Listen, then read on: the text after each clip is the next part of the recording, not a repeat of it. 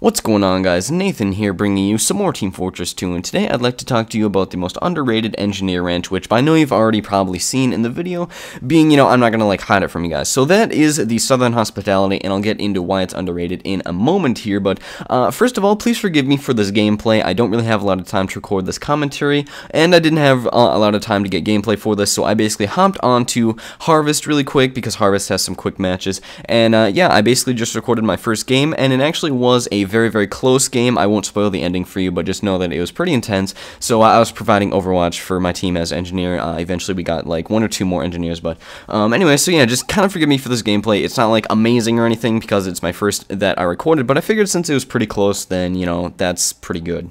So why is the Southern Hospitality underrated? Well, I started asking myself, if you look at all of the engineers, or at least any engineer that can afford whatever wrench, or like all the wrenches so that they can choose whatever wrench they want to use, all of those engineers use the Jag. And when I really started looking at it, I just kind of saw that, the Jag has some pros, of course, that plus 25 faster build speed, but when you really look at it, wrenches like the default wrench and the Southern Hospitality have a lot of other pros that people seem to discard immediately, and I just wanted to tell you guys that, feel free to try some new wrenches, because I'm about to point out some pros to, wrenches like the Southern Hospitality that really aren't seen that often, and I think it should be used more because it isn't that bad, it's actually pretty good in its own respect. So let's look at this mathematically, and I'm more talking like anti-Jag right now than really like pro Southern Hospitality or default wrench, and personally, in my opinion, by the way, you should definitely use the Southern Hospitality over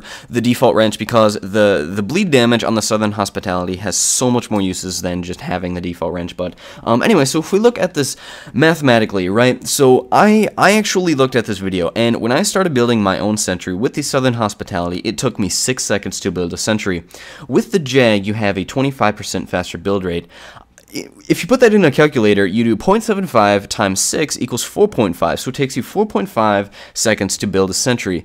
Now, is that second and a half for a regular sentry, plus all of the times that you're going to move your sentry, is that really worth the absence of having bleed damage on your wrench? So now that we've determined it takes a second and a half longer if you're using the default wrench or the Southern Hospitality, let's look at the pros and cons of what you're getting with both wrenches. Oh, by the way, that second and a half is only if you're building a level 1 sentry. Sorry, I had to correct myself there before I said level 3.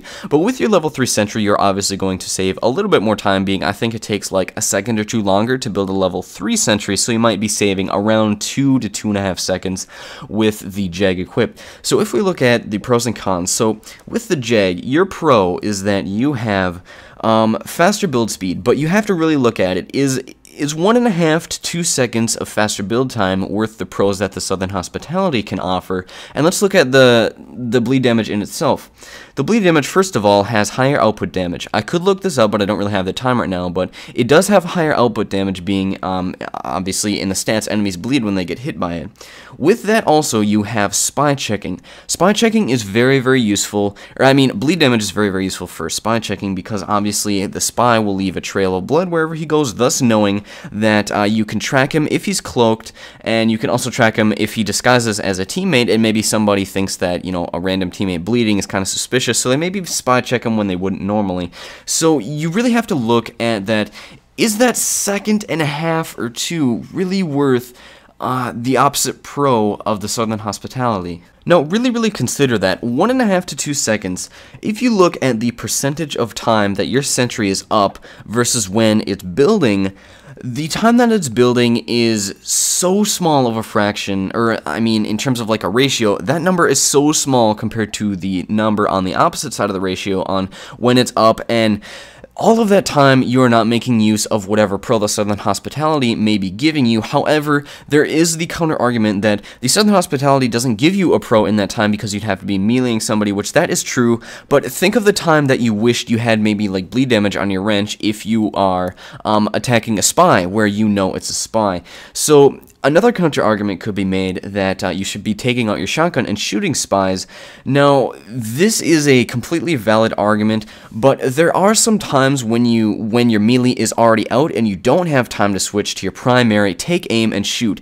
There's also that factor that you can miss with a shotgun shot, but with a melee, there is a much smaller chance of missing and getting that bleed damage on the spy, and they're probably going to take roughly the same damage. You know, I'm pretty sure with full bleed damage and a melee hit with the Southern Hospitality, that'll probably cost him about 80 health, give or take, 10 health or so. But with a full meat shot with the shotgun, it takes, the spy will be taking 120 damage, and I'm just using a spy in this example. But that's also if you get a full meat shot. So, they really go hand in hand, the pros and cons that each scenario offers. So that's just some food for thought, guys. Just keep your mind open with all the wrenches out there, and both are really good in each scenario. They're really evenly balanced, which is what I have found. But all depending on your playstyle, you might be in one scenario more than another. So definitely just try everything before you firmly base your decision on like your favorite wrench or something on that. So yeah, just keep your mind open and you should be good. But that will wrap up this video, guys. Thank you all for watching. I always appreciate it, and if you enjoyed the video, please leave a rating. I always appreciate that as well. And if you're new around here or have not subscribed to my videos, feel free to do so because I bring lots of TF2. And I'll see you in the next video, hopefully, and peace out.